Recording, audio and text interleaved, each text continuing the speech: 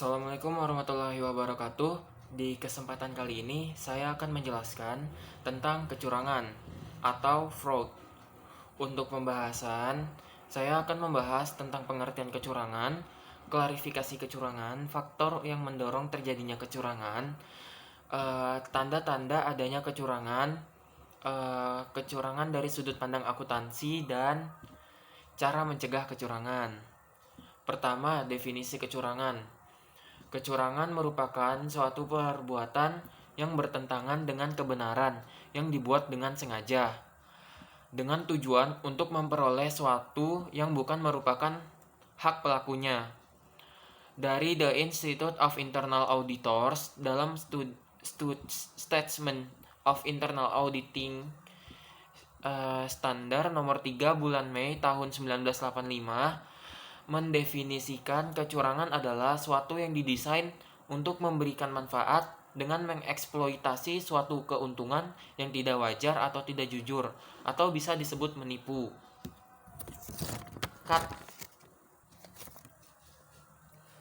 Selanjutnya ada unsur-unsur kecurangan. 1. Terdapat penyajian yang keliru. Kedua, dari suatu masa lampau atau sekarang. Ketiga, fakta berupa material. Keempat, dilakukan secara sengaja. Kelima, dengan maksud untuk menyebabkan suatu pihak bereaksi. Keenam, pihak yang terluka harus bereaksi terhadap kekeliruan. Ketujuh, mengakibatkan kerugian.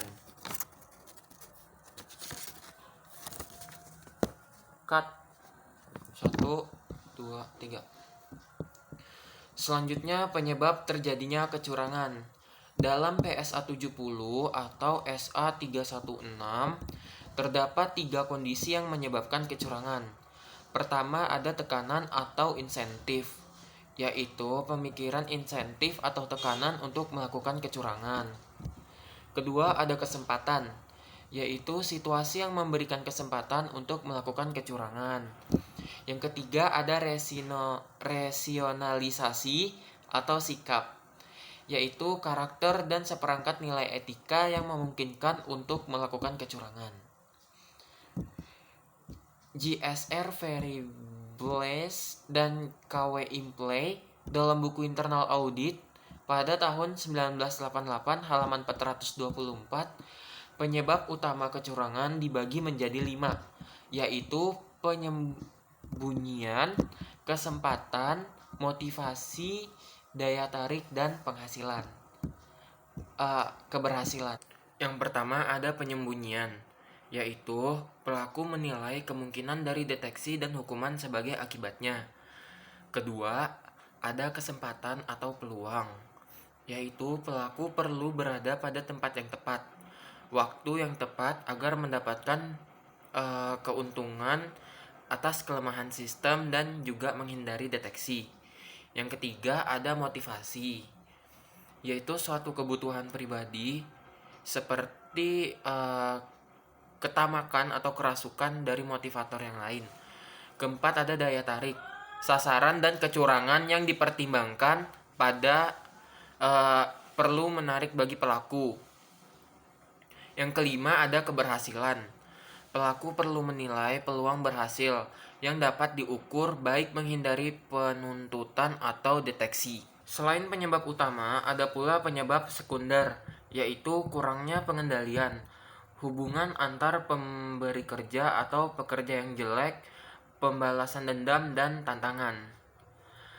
Pertama tadi ada kurangnya pengendalian, maksudnya mengambil keuntungan aktiva organisasi dipertimbangkan sebagai suatu tunjangan karyawan.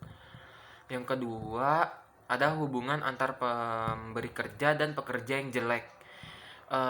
Itu seperti rasa saling percaya yang hilang dan pemberian penghargaan telah gagal. Yang ketiga, ada pembalasan dendam, seperti ketidaksukaan yang hebat terhadap organisasi yang mengakibatkan pelaku berusaha merugikan organisasi tersebut. Yang keempat, ada terakhir tantangan. Karyawan yang bosan dengan lingkungan kerja mereka dengan mencari stimulasi dengan berusaha untuk memukul sistem. Selanjutnya kita akan membahas Siapakah yang melakukan kecurangan? Pelaku kecurangan itu bisa dilakukan oleh siapa aja. Kadang pelakunya orang yang biasa dianggap tidak mungkin melakukan kecurangan. Eh, di dalam perusahaan, makin tinggi posisi pelaku kecurangan, maka makin besar pula kerugian yang diakibatkan. Sekarang kita masuk ke bentuk-bentuk kecurangan. Jadi bentuk kecurangan itu ada dua, yaitu kecurangan yang merugikan perusahaan dan kecurangan yang menguntungkan perusahaan. Kecurangan yang merugikan perusahaan itu maksudnya perusahaan menjadi korban dari kecurangan tersebut. Biasanya dilakukan oleh karyawan jenjang menengah ke bawah. Dan kecurangan yang menguntungkan perusahaan biasanya dilakukan karyawan jenjang atas atau manajemen puncak.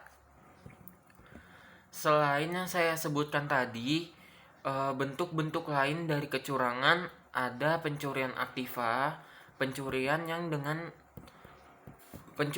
uang dengan jalan tidak satu.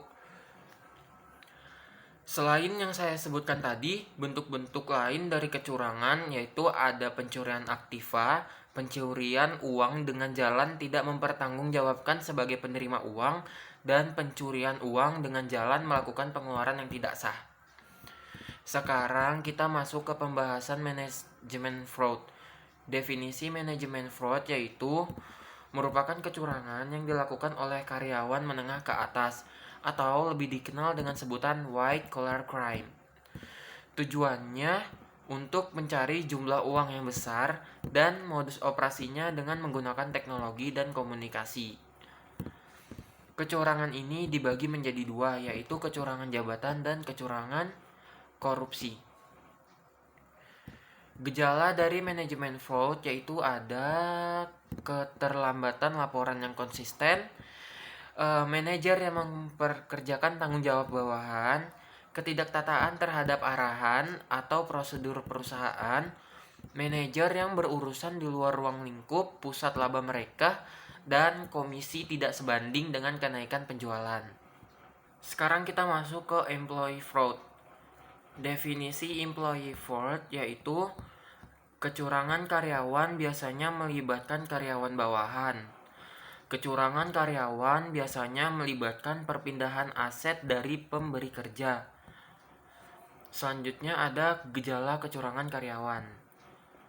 Laba yang dilaporkan tidak meningkat sesuai dengan harapan. Kedua, penyimpangan dalam barang jadi, bahan baku atau suplai atau persediaan. Yang ketiga, ada peningkatan jumlah biaya operasi yang tidak dapat dijelaskan. Selanjutnya ada kecurangan komputer. Definisi kecurangan komputer yaitu kecurangan dapat terjadi pada perusahaan yang menggunakan sistem komputerisasi. Yang kedua, memanipulasi data masukan.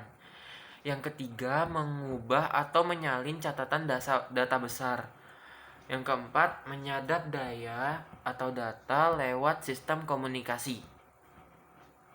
Jenis-jenis kecurangan dalam lingkungan akuntansi. Yang pertama ada kecurangan korporasi. Merupakan kecurangan yang dilakukan untuk atau terhadap suatu perusahaan. Tujuannya untuk memuaskan kebutuhan ekonomi jangka pendek. Kecurangan ini biasanya dilakukan oleh pejabat atau eksekutif atau manajer pusat laba dan perusahaan publik. Kedua, ada kecurangan laporan keuangan. Merupakan penyajian yang merusak integritas informasi keuangan dan dapat mempengaruhi berbagai korban seperti pemilik, kreditur, karyawan, auditor, bahkan kompetitor. 1, 2. Sekarang kita bahas cara mencegah kecurangan. Pertama, memberi insentif yang memadai. Kedua, penyederhanaan struktur organisasi. Ketiga, adanya internal check antara beberapa bagian yang berhubungan dengan memperhatikan pemisahan fungsi. Keempat, supervisi dan pengawasan yang cukup. Dan yang terakhir ada tersedianya catatan atau dokumen yang memadai. Mungkin penjelasan tentang kecurangan hanya segini saja yang dapat saya sampaikan. Terima kasih. Wassalamualaikum warahmatullahi wabarakatuh.